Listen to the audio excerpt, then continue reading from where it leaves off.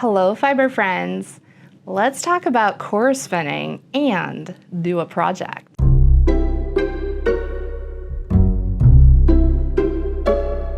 This video is sponsored by Flexispot. I have a project today. It was a little bit inspired by my tiny weaving experiments, except this time I want to do the weaving on a much larger canvas. Mark and I recently repainted our bedroom and we thought it would be fun to have some fiber art on the walls. I used to do like fiber art, emphasis on the art.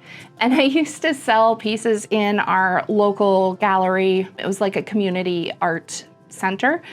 Really cool, really fun. I loved doing that. But fortunately, we got some money for it and paid for groceries. But unfortunately, it means that like all my stuff sold and it's gone and I don't have it anymore. So it's not like I can just, you know, rummage around and find some fiber art to put on my wall. But it's time to do so because it's been a long time since I've had truly my own fiber art on the wall. The first thing I had to do for this project was head to my local thrift store and look for a frame.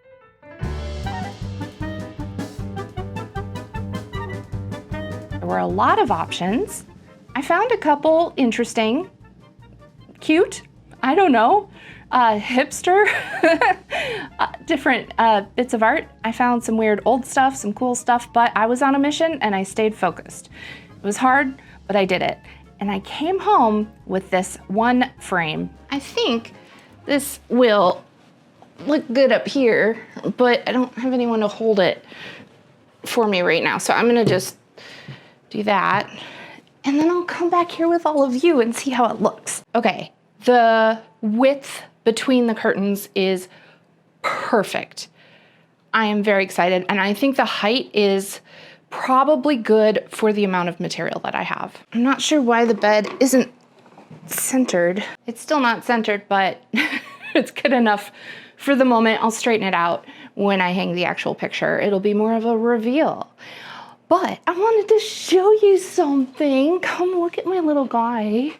He's right here. His name is Little Boy Blue, and he's made from a sock, which it's adorable. A sock and some little pom-poms. And his eyes are closed because he's sleeping because of the nursery rhyme. Oh gosh, do I even remember it? I'm so sorry, Little Boy Blue. Little Boy Blue, come blow your horn.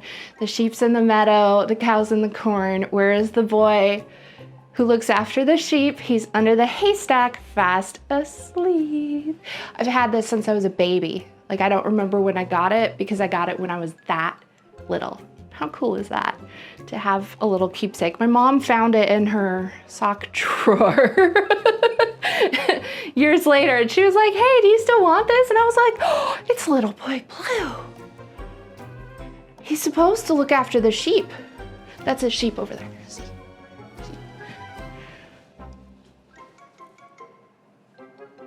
I don't love the words in the middle, but I'm thinking possibly about either painting over them or covering the back of it with fabric. I think that could be a lot of fun, actually. So while I ponder that, Mark and I haven't bought any furniture like since we got married.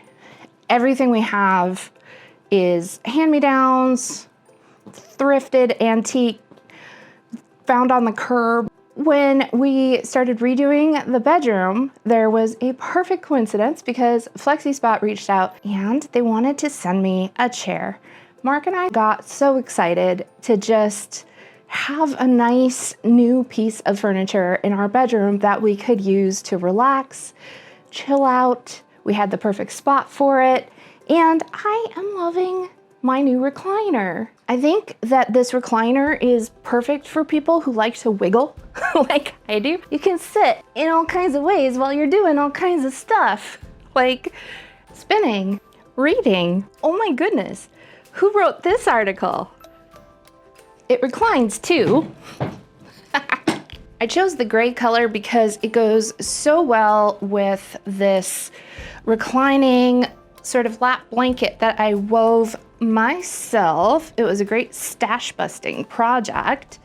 And I just thought it looked so pretty on the new chair. With a 20.9-inch seat width and 9.8-inch armrest width, this recliner provides ample space for various sitting positions. You all know Mark loves being the master of the mechanical stuff, and he was impressed when he put this together.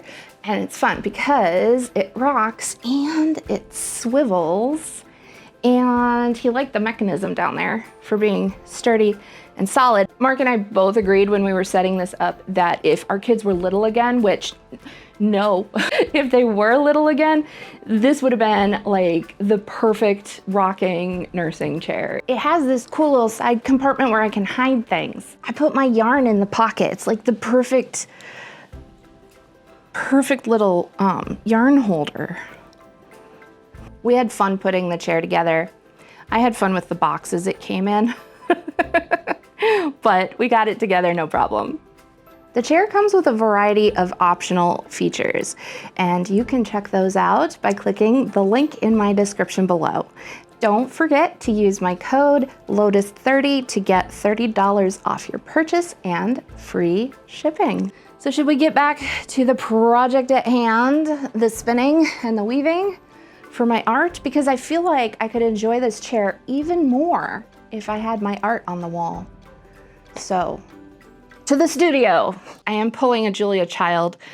I have one chicken baking in the oven and it's done and ready to show, and I'm gonna show you how I did it with this one.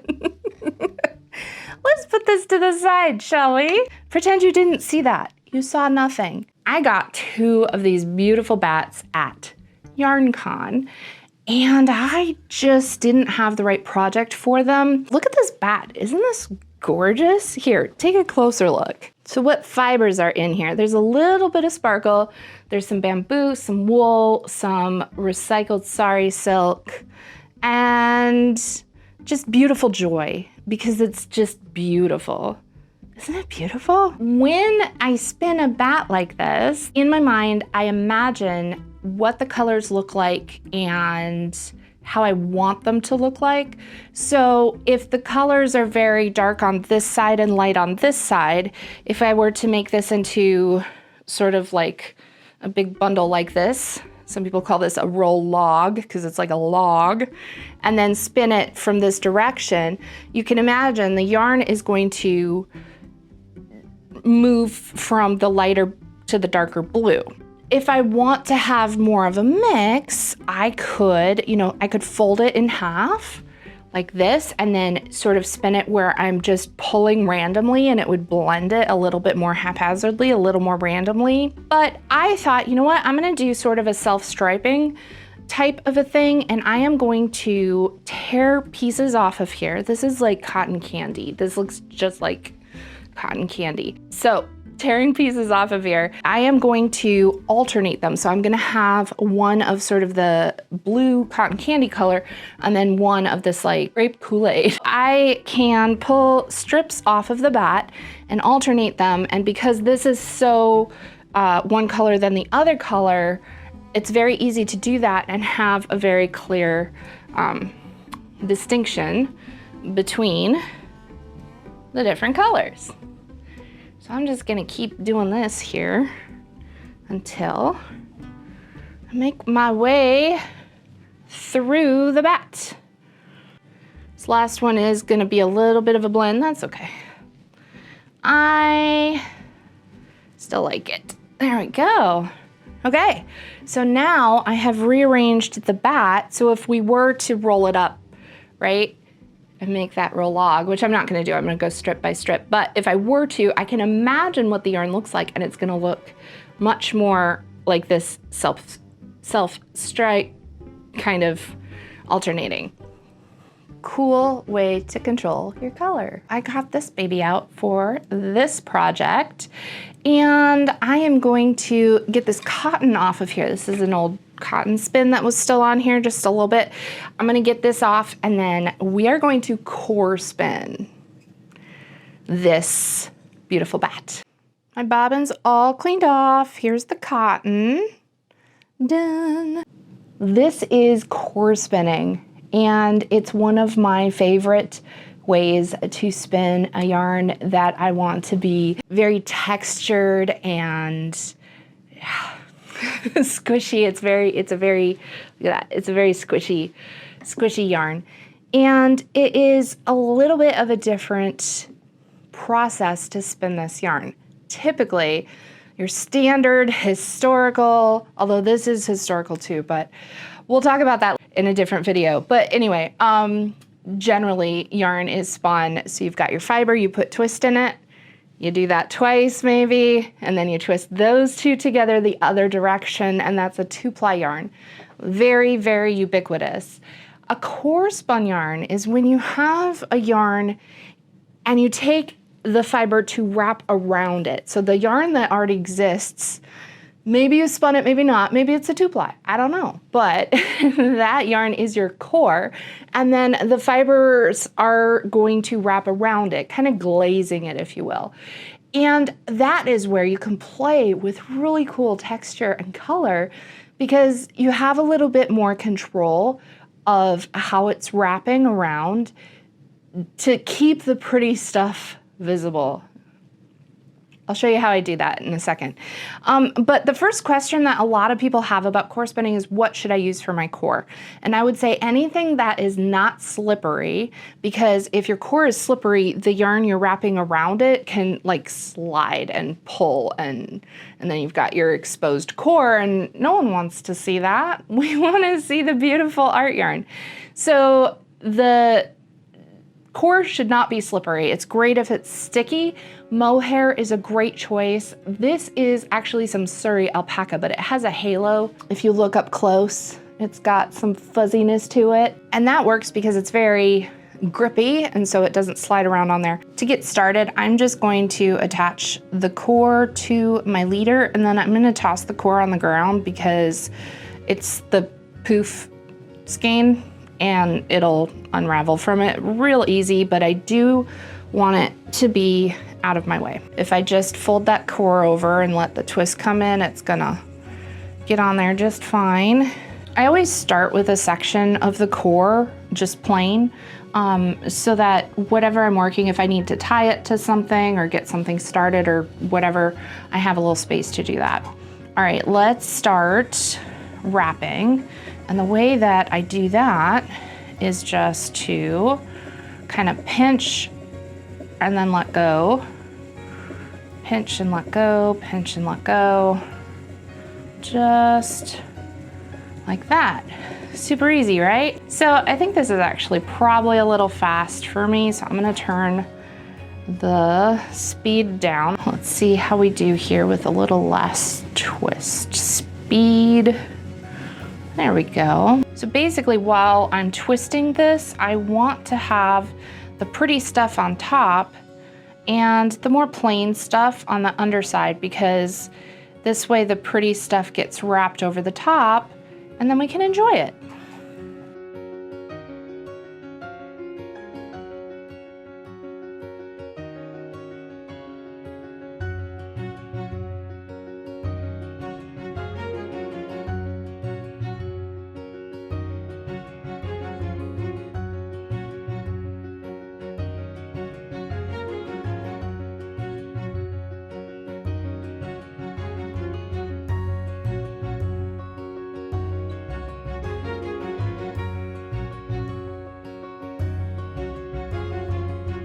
So many people ask me how I finish my core-spun yarn.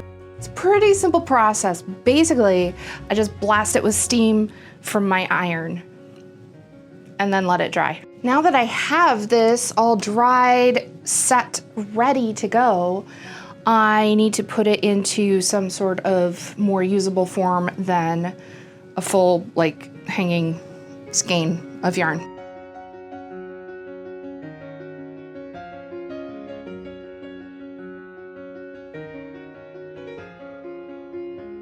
I have my 2 balls of yarn ready to go, and I wanted to show you what I did with this. I painted it just a little bit with some, it's just acrylic slate gray paint, And the reason why is because I didn't want to see the "you are loved" words. I just don't love words on my art like that unless they're words I chose. So they're hidden now. I don't think they're gonna show up once I get the weaving piece over the top of it. I think it's gonna be fine. But something I am really hoping is that because I made both of these balls of yarn somewhat self-striping, I'm really hoping that this is gonna give me a plaid type of effect where the colors are going this way and they crisscross each other. So that's what I'm really looking forward to seeing, but I forgot to get one thing, and that is the staple gun. Will these staples look hideous and ugly? They might, but what I'm planning to do is bring the yarn out and then staple it and then bring it down so that the staple is always behind the yarn coming down. And I think that'll hide it a little bit. And then when I start weaving it, if I tuck it right up against there, the poofiness of the core-spun should hide any of the hardware going in there. I think the tricky part of this is going to be because it's narrow. I'm thinking I'm gonna put the warp this way and then do the weft back and forth this way. I think the tricky part is going to be the draw in. We'll see how that goes. I think it'll be okay. We're about to find out. So let's get stapling and let's hope I don't mess it up because I don't want to tear up this wood, but projects sometimes get a little messy before they're figured out, but we'll figure it out.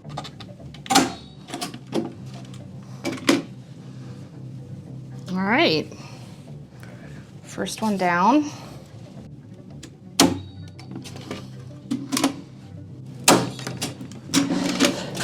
And I'm out of staples.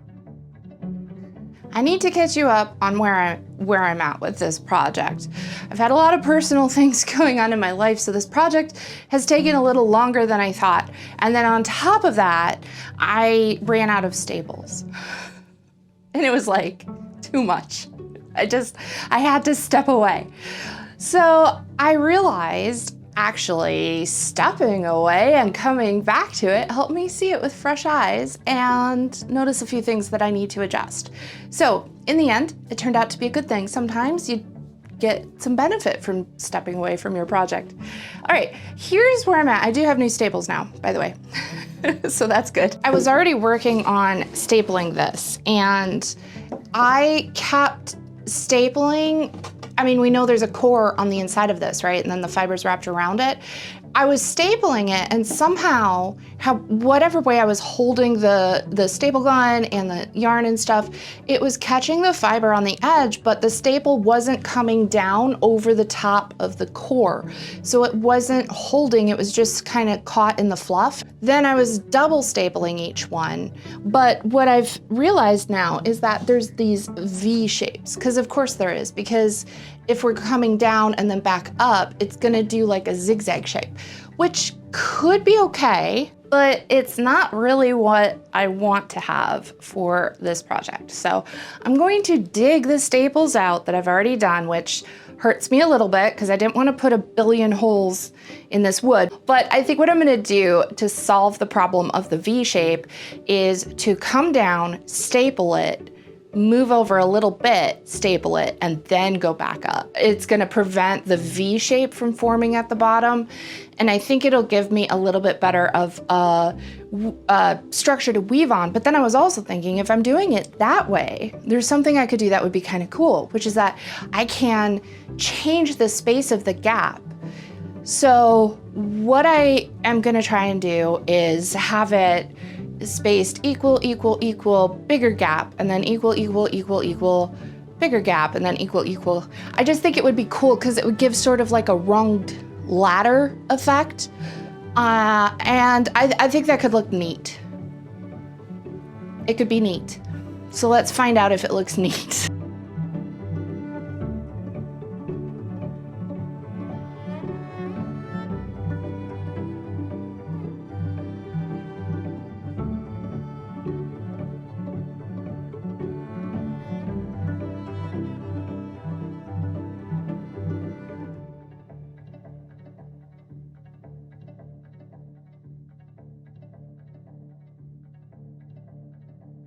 We're almost ready to weave, and I wanted to show you these old rag shuttles that I have.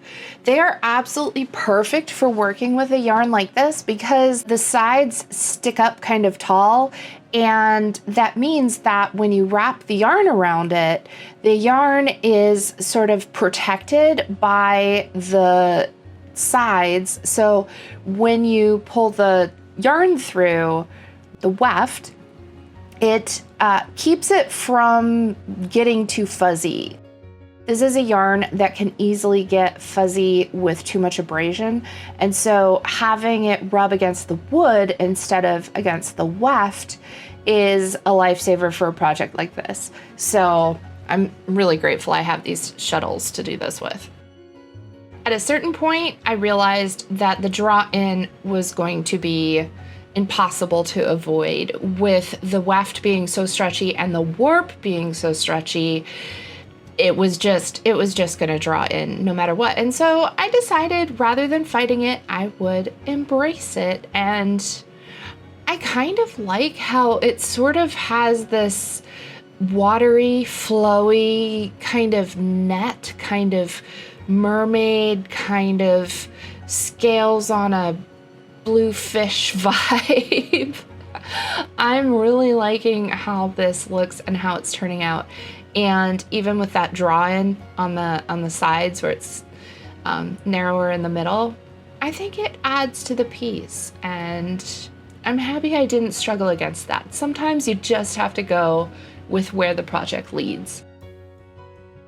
Once I got down to the end of it though, there wasn't enough room for my shuttle to go through. So I cut the yarn into smaller pieces and I just hand fed it through the warp, which was a little time consuming, but it was fine. It was fine. This was kind of a fussy hands in it project anyway. So, you know, you do what you gotta do to get it done. Then for the very end, I pulled out this hook on both sides. I don't know if this was meant for Tunisian crochet, but it looks like giant Tunisian crochet. I don't know where I got this. Anyway, it worked just fine for getting through and pulling the last few strands.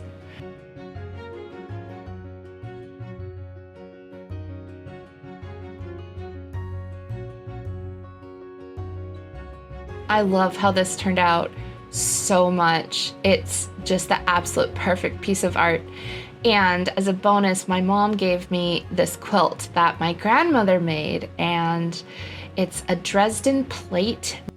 I think that there's something really cool about this. There's one side that has some wear marks on it, and that was the side where my grandfather sat every single day to put on his socks. My grandmother had a vanity, so her side is not worn. I think I'm going to have a mending project in my future, but we'll have to stay tuned for that.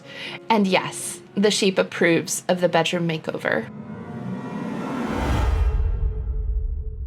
And around, and around, and around. I feel like a little kid again, and it's so much fun. Oh, but I'm not a little kid, and now I'm really dizzy. This used to be fun.